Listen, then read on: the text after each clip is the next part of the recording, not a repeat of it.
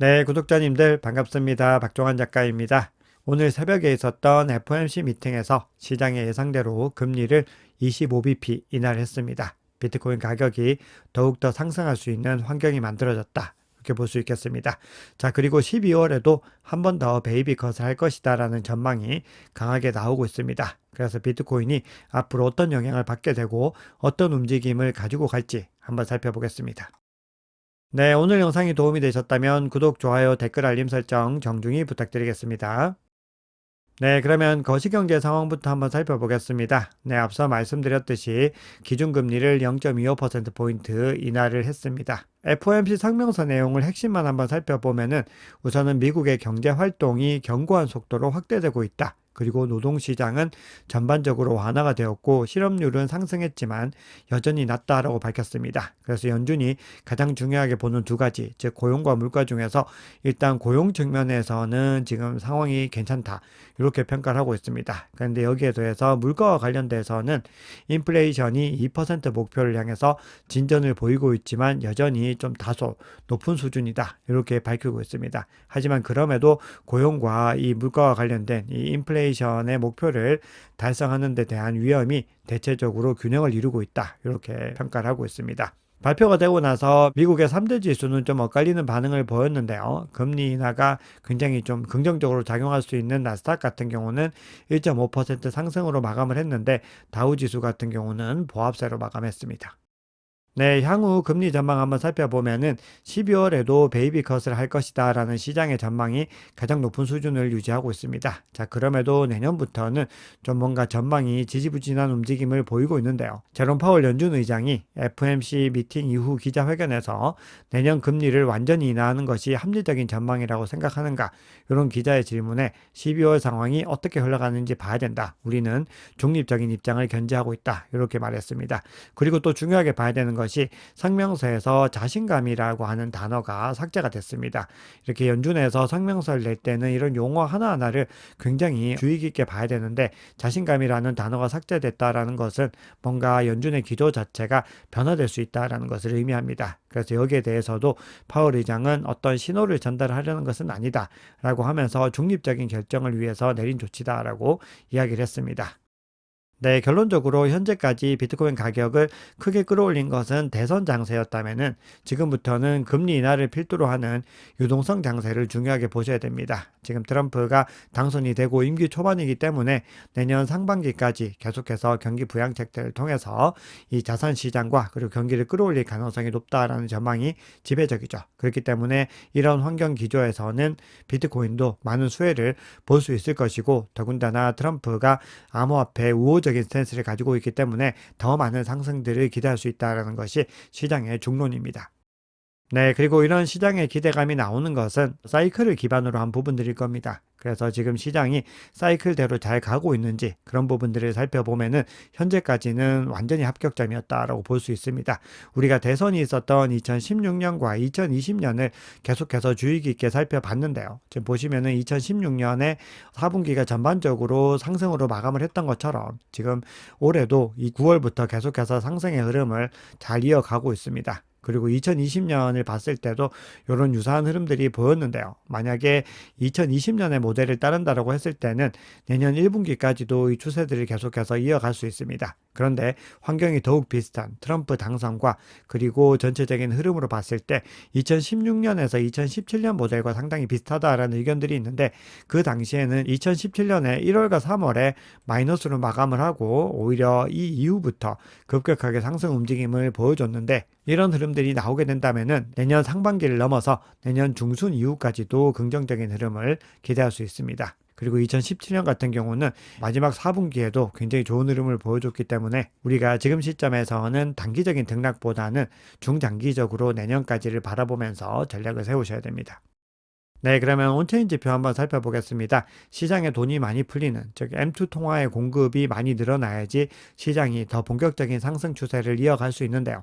지금 거시경제적인 환경뿐만이 아니라 온체인 상으로의 유동성도 굉장히 많이 증가하는 움직임을 보이고 있습니다. 크립토컨트에서 제시한 이 자료를 한번 살펴보시면은 거래소에 스테이블 코인이 대량으로 유입되고 있습니다. 미국 대선 결과가 트럼프의 승리로 끝나면서 93억 달러 상당의 ERC20 스테이블 코인이 암호화폐 거래소에 유입되는 것을 확인할 수 있습니다. 그리고 이 수치는 ERC20 스테이블 코인이 출시된 이래로 두 번째로 큰 유입이라고 합니다. 지금 보시면은 이때 가장 큰 유입 이후로는 굉장히 높은 수준의 유입세를 보여줬죠. 네, 그리고 기관 자금도 대량으로 유입이 되고 있습니다. 기관들이 이용하는 CME의 비트코인 선물 거래량이 대선 직후에 급등하는 움직임을 보였습니다. 그리고 131억 5천만 달러로 역사상 최고치를 기록했습니다. 네, 그리고 CME의 미결제 악정 규모도 계속해서 급등하는 움직임을 보이고 있습니다. 롱 포지션에 더 많이 집중이 되고 있는데요. 이렇게 거래량과 미결제 악정의 증가가 이어진다는 것은 기관 투자자들이 추가 상승을 예상하고 있는 것이다. 이렇게 해석할 수 있겠습니다. 네, 대세 상승장이 본격적으로 진행되기 위해서는 장기 투자자들의 물량이 단기 투자자들에게 넘어가야 된다라고 늘 강조를 드렸습니다. 이렇게 넘어간다라고 하는 것은 결국은 시장에 신규 투자자들이 많이 유입이 된다는 의미이고 시장에서 순환되는 돈이 아닌 새로운 돈들이 많이 유입된다라는 의미입니다. 그리고 지금 온체인 지표상으로 그런 움직임들이 나타나고 있습니다. 지금 신규 투자자들이 시장에 적극적으로 유입되는 움직임들을 보이고 있습니다. 그리고 이런 신규 투자자들은 크게 세 가지 주체로 볼 수 있는데 첫 번째는 앞서 CME를 설명하면서 말씀드렸던 기관 투자자를 볼 수 있습니다. 그리고 두 번째는 소매 투자자, 즉 일반 개인 투자자인데요. 지금 보시면은 개인 투자자 비중이 많이 높아지는 것을 확인할 수 있습니다. 즉 개인 투자자들 그리고 신규 투자자들은 결국은 가격에 의해서 반응을 하게 됩니다. 가격이 상승하게 되면은 자연스럽게 들어오게 되는 것이고 이런 것들이 선순환을 일으켜서 더 가격이 상승하면은 더 많은 또 신규 투자자들이 신규로 유입이 될 수가 있습니다. 네, 그리고 세 번째는 온체인 고래들로 볼 수 있는데요. 지금 신규 고래들의 수요도 증가하는 모습을 보이고 있습니다. 아캄 인텔리전스에서 고래들의 신규 유입을 계속해서 추적을 하고 있는데요. BC1QA라고 하는 특정 주소로 시작하는 이 지갑에서 대선을 기점으로 해서 많은 물량들의 매수가 일어나고 있습니다. 지금 보시면은 대선이 끝난 11월 7일을 기점으로 해서 9,200만 달러, 한화로 1,274억 원 상당의 비트코인을 매집하는 움직임을 보이고 있는데요. 이 고래가 처음 매수를 시작한 것은 대선이 시작되기 일주일 전이었습니다. 그 당시에 5,200만 달러 상당의 비트코인을 매수하고 대선이 끝나고 다시 매수를 했다는 것을 의미합니다. 즉 이렇게 대량으로 물량을 넣는다라고 하는 것은 앞으로 비트코인이 추가적으로 상승할 수 있는 여력이 굉장히 많다라는 것을 염두에 두고 들어오는 것입니다. 네, 그리고 글래스노드에서 집계하는 장기 온체인 거래 모델에서도 4월 이후로 처음으로 강세 신호들이 나오고 있습니다. 지금 보시면은 파란색으로 이렇게 불이 들어오고 있는 부분들인데요. 지금 이런 움직임들이 나온다라고 하는 것은 결국은 상승장으로의 어떤 진입들을 의미하는 것이고 과거 대세 상승장의 흐름을 보시면은 계속해서 이런 파란색이 이어져 왔던 것들을 확인할 수 있습니다. 그래서 지금 대세 상승장이 본격적으로 이제 시작을 하려고 하는 기점에 와 있다. 이렇게 여러 가지 온체인 시그널들은 가리키고 있습니다. 네, 온체인 지표 관련해서 마지막으로 거시경제적인 환경들과 이 비트코인의 관계성들을 좀 살펴보면요. 이번 주에는 중요한 이벤트가 두 개나 있었는데 첫 번째는 대선과 트럼프 당선 그리고 이번 FOMC 미팅이었습니다. 근데 그 당시 한번 소셜 볼륨을 보시면은 굉장히 사회적인 관심도가 높다라는 걸 알 수 있는데 높아진 사회적인 관심도에 대해서 비트코인 가격이 상당히 크게 반응을 하고 있는 것을 확인할 수 있습니다. 이 얘기는 비트코인이 거시경제적인 환경과 국제 정세에서 아주 중요한 자산이 되었다라는 것을 의미합니다. 그래서 앞으로 비트코인은 이러한 중요한 이벤트들에서 계속해서 반응할 가능성이 높고 향후에는 이런 긍정적인 이벤트들이 많이 등장할 가능성이 높다라고 볼 수 있습니다. 네, 시장의 중요한 이슈들 몇 가지 살펴보겠습니다. 굵직한 이슈들이 몇 가지가 전해졌는데요. 그중에서 개인적으로 가장 중요하게 본 기사는 바로 이 기사인데요. 미국 미시간주의 디트로이트가 세금 옵션에 비트코인을 비롯한 암호화폐를 추가하겠다라고 발표했습니다. 그러면서 정부의 블록체인 기술 적용 노력의 일환이다. 이렇게 얘기를 했습니다. 이 얘기는 이 미시간주 주 정부와 그리고 디트로이트도 트럼프의 당선이 어떤 것을 의미하는지를 명확하게 이해를 하고 있다는 겁니다. 그래서 앞으로 디트로이트 주민들은 페이팔을 이용해서 암호화폐로 세금 등을 납부할 수 있게 되고 이 옵션은 2025년 중반에 공식적으로 적용될 예정입니다. 이렇게 주 정부에서 움직이고 있다는 것은 앞으로도 더 많은 주 정부들이 비트코인을 비롯한 암호화폐에 우호적인 움직임을 가지고 갈 가능성이 높아졌다라는 겁니다. 그만큼 비트코인의 채택이 더 많이 활발하게 이루어지게 되고 이런 채택들은 비트코인의 가격 상승으로 자연스럽게 연결될 수밖에 없습니다. 네, 그리고 JP 모건이 트럼프의 당선으로 금과 비트코인이 오를 것이다, 이렇게 주장을 하고 있습니다. 그러면서 그 근거로 들고 있는 것이 트럼프 행정부의 확장적인 재정 정책에 따른 이 디베이스먼트 트레이딩의 수요 때문이다, 이렇게 얘기를 합니다. 인플레이션이나 확장적 재정 정책의 결과로 통화 가치가 하락을 하거나 약세를 보일 때 이익을 얻는 투자 전략을 의미합니다. 즉, 비트코인을 최고의 가치 저장 수단으로 보고 있다라는 거죠. 그리고 비트코인의 추가 매입을 위해서 향후 3년 동안에 420억 달러를 조달하기로 하니 마이크로 스트래티지의 계획도 비트코인 가격에 긍정적으로 작용할 것이다, 그 주장을 합니다.